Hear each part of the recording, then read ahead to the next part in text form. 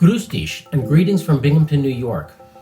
My name is David Balashinsky, and I'm proud to be speaking to you today on behalf of Jews Against Circumcision in observance of the Worldwide Day of Genital Autonomy 2020.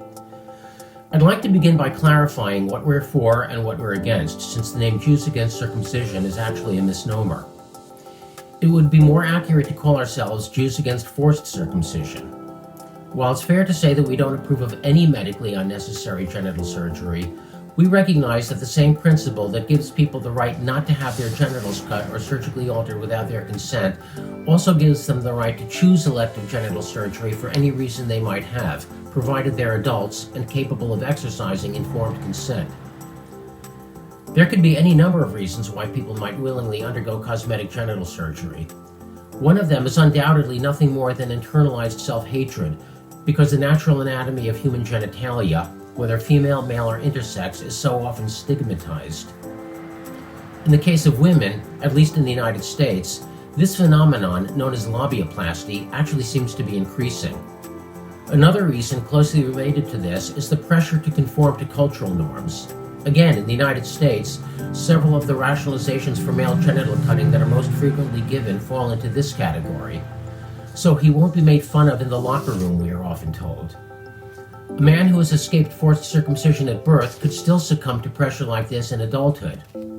It's even possible that after serious and mature reflection, an adult might want to undergo circumcision as an expression of his deeply felt religious convictions.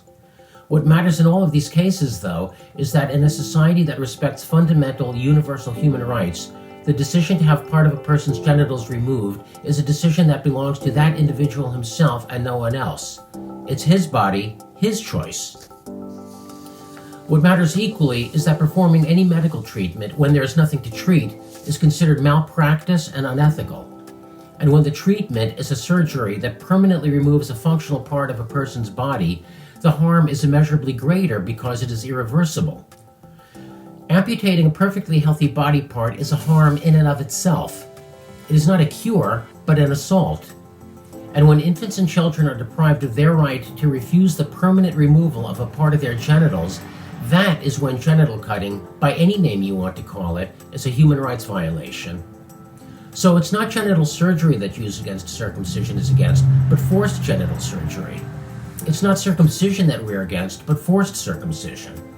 We're against it because, as Jews, we believe that every human being has a right to grow up with his genitals whole, intact, unscarred, and unharmed. What we're against is the genital cutting that is imposed on those unable to exercise informed consent and unable to defend themselves from it, infants and children. We oppose any and all medically unnecessary genital surgery for all children, whether female, intersex, or male.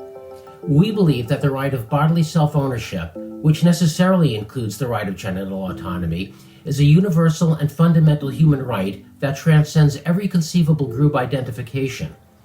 The right not to have part of one's genitals cut off without consent is a right that belongs to every infant and every child, regardless of sex, race, ethnicity, and nationality, and no matter what religion that child is born into, whether Judaism, Christianity, Islam, or any other religion.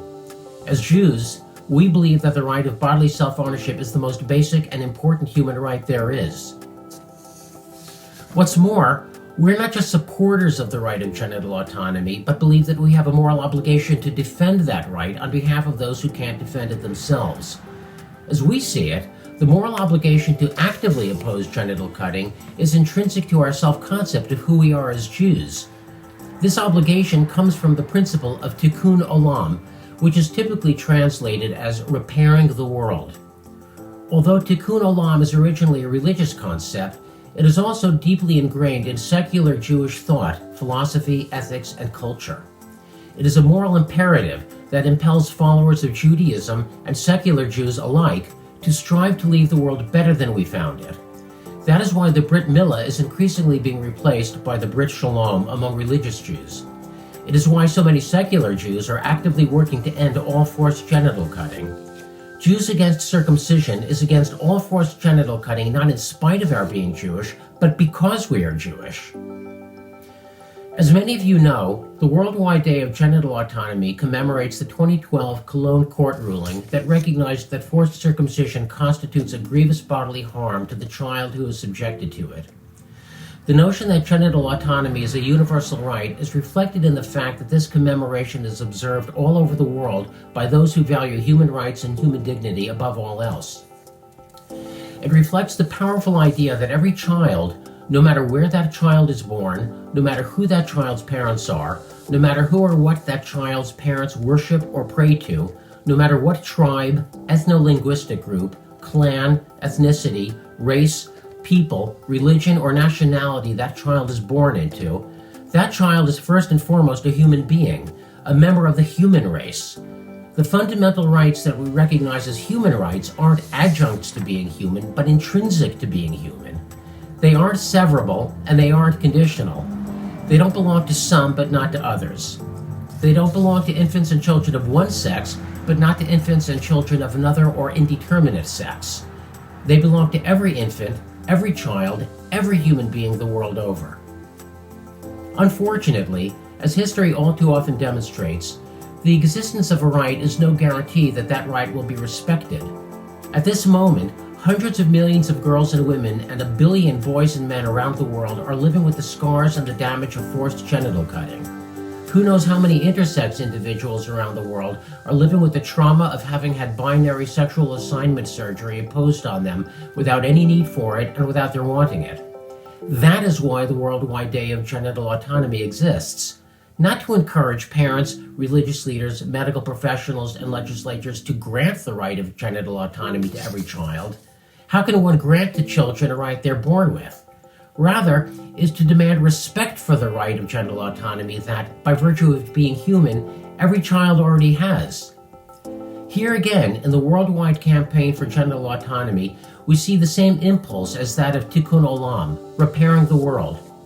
This impulse, of course, isn't unique to Jews.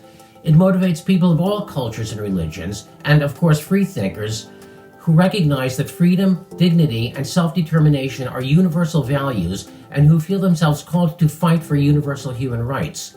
The right of bodily self-ownership and genital autonomy lies at the very heart of the ongoing struggle for basic human rights the world over. The worldwide effort to secure the right of genital autonomy for every male, female, and intersex individual, no matter how old or how young, is what the Worldwide Day of Genital Autonomy is all about.